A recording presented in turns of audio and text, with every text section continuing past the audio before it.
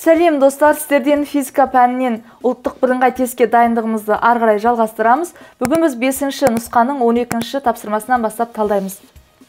Есептің берілгені мынандай. Трактордың тарту күші 20 килоньютон, ол платформаны 7,2 км сағат жылдамдықпен сүйреп келеді. Трактордың 10 минутта атқарған жұмысы және қуатын табыңыз депті. Алдымен берілген тақтаға жазайын. 12-ші есеп. Тарту күші дейді. Трактордың 20 килоньютон. Және ол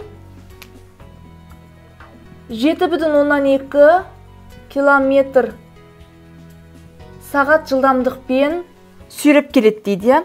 10 минуттағы трактордың атқарған жұмысын тап дейді. Және қуатын тап дейді. Бірінші, біз есептемес бұрын мынау бірліктерді халықаралық бірліктер жүйесіне айналдырып барайық. Километр сағатты 3,16-ға бөлсек, бізде метр секунд шығады. 7,2-ні 3,16-ға бөлсек, демек ол 2 шығады. Метр секунд. Және 10 минут деп отырғанымыз, ол бізде 600 секунд. Болды. Ары қарай. Жұмысты есептеу үшін біз күшпен оның бағытындағы орын ауыстыруды көбейтеміз. Егер күшпен орын ауыстырудың бағыты бірдей болса.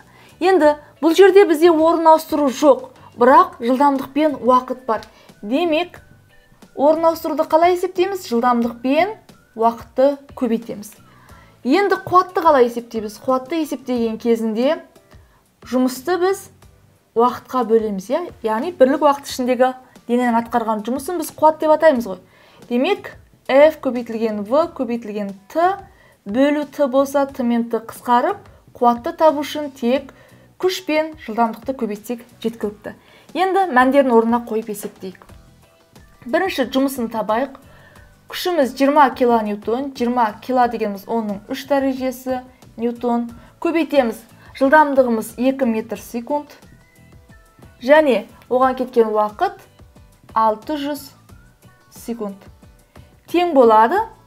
Есептесек жұмысты ары қарай 24 көбейген 10-ның 6 дәрежесі джоуль шығады екен. 6 дәреже дегеніміз бізде мега, онда 24 мега джоуль деп жазамыз. Яғни жұмысы осыған тең. Есебіміз әрі аяқталмады, бізге енді қуатты есептеу керек. N тең болады. F бізде 20 көбейтілген 10-ның 3 дәрежесі ньютон. Көбейтеміз, V-мыз бізде 2 метр секунд. 20 мен 2-ні көбейтсек 40, 10-ның 3 дәрежесі ватт. Немесе қуатымыз тең болады. 10-ның 3 дәрежесі деген кило, онда 40 киловатт болды деген сөз. Яғни, мынау біздің есебіміздің жауабы. Балалар, бұл есеп сіздерге түсінікті болса, ары қарай келесі есебімізді талдайық. Ол бізде 13-ші есеп. Алдымен берілгенін оқиын. Ұзындығы 3 метр, көлденең қимасының ауданы 1 миллиметр квадрат болатын, болат сымның әрбір ұшына 210 ньютон созушы күш түсірілген дейді. Сымның абсолют деформациясы қаншаға тең депті. Есептейік. Алдымен берілгенін жазайық 13-тің. Не дейді? Ұзындығы бастапта 3 метр болды дейді. Енді көлденең қимасының ауданы 1 миллиметр квадрат болды дейді. Яғни метр квадратқа айналдырсақ, бұл 1 көбейтілген 10-ның миллиметр квадратымыз минус 6 дәрежесі метр квадратқа ауысады. Енді тағы нені берген? Түсірілген күшті берілген 210 ньютон деп. Және юнит модулі беріліпті. Тең болады 210 паскал. Және бізге табуымыз керек қанша ұзындыққа осы созылады? Дельта L-ді табу керек. Енді юнит модулы бойынша дегеніміз тең сигма көбейтілген эпсилон, яғни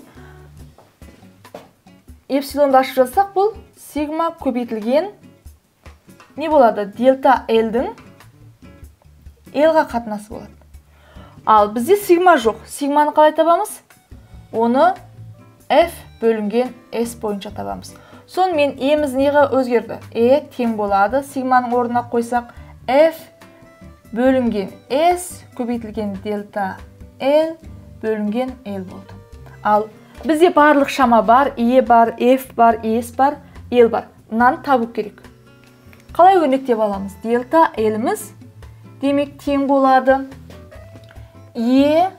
Көбейтілген S көбейтілген L бөлеміз F-қа.